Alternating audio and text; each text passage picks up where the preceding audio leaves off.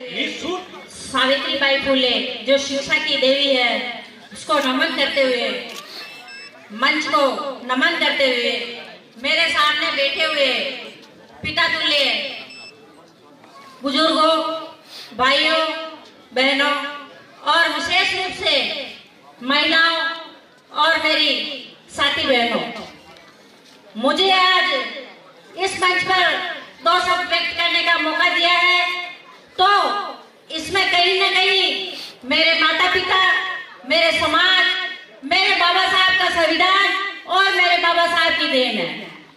मैं समाज के महिलाओं से और समाज के आदरणीय पुरुषों से निवेदन करूंगी कि मेरे समाज में जो बुराइयां हैं, चाहे वो नाता प्रथा हो, चाहे वो बाल विवाह हो, चाहे वो नशा हो, चाहे मृत्यु बहुत जैसी गंभीर समस्याएं हो, कई समस्याओं से मेरा समाज आज भी जूझ रहा है।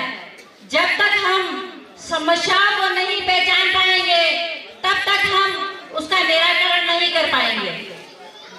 हम समस्याओं को समझने की कोशिश कर रहे हैं, तो उनका समाधान भी हमें जल्द से जल्द ढूंढना होगा।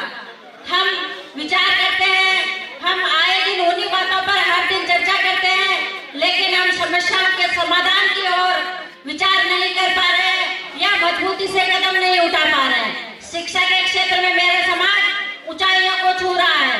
आज प्रत्यक्ष उदाहरण इस मंच को, इस बलवाड़ा को देखने को मिल रहा है। नगर परिषद के जो टाउन हॉल में जो प्रोग्राम हो रहा है, ये एक शिक्षा का ज्वलंत उदाहरण और हमारे सामने पेश हो रहा है। शिक्षा के क्षेत्र में हम आगे बढ़ रहे हैं, लेकिन सामाजिक बुराइयां आज भी हमारे बीच है।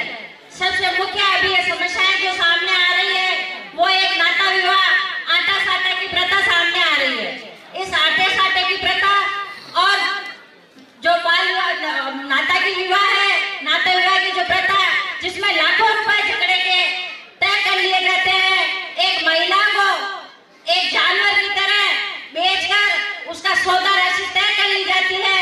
उस सौदा राशि से हमारे कहना नहीं चाहिए, जो पंच पटेल है उसमें से राशि परसेंट के रूप में तय करते हुए उसमें झगड़ा राशि तय करके उस महिला को बेच दिया जाता है।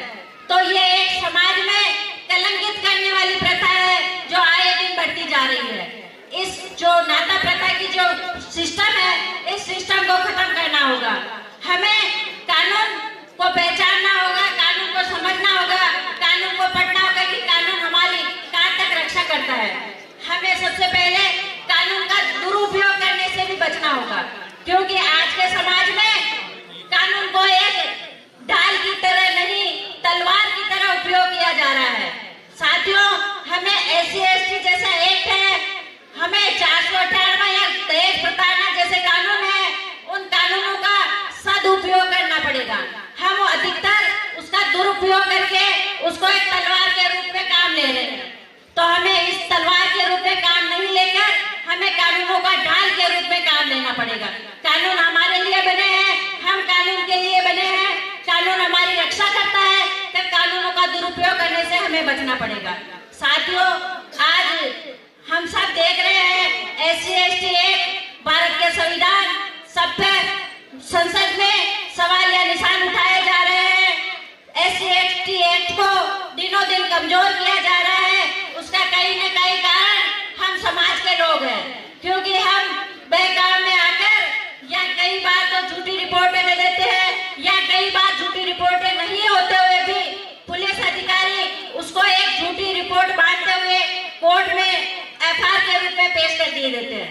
जिससे ये होता है, हम तो समझौता राजीनामा के आधार पर करते हैं, परंतु पुलिस प्रशासन उसको झूठी रिपोर्ट मानकर कोर्ट में पेश करके झूठे आंकड़े इकट्ठे करते जा रहे हैं, और वही झूठे आंकड़े संसद में पेश कर हमारे SC/ST एक्ट को खत्म किया जा रहा है।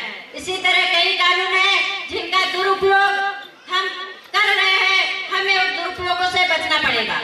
साथियों, इसी के साथ कानून की यदि कहीं समाज को कोई मेरे हेल्प की जरूरत पड़े, तो निःशुल्क मेरे फोन नंबर आपको दिए जाएंगे, और मैं हर समस्या का समाधान करने के लिए पूरी तरह से तत्पर रहूंगी।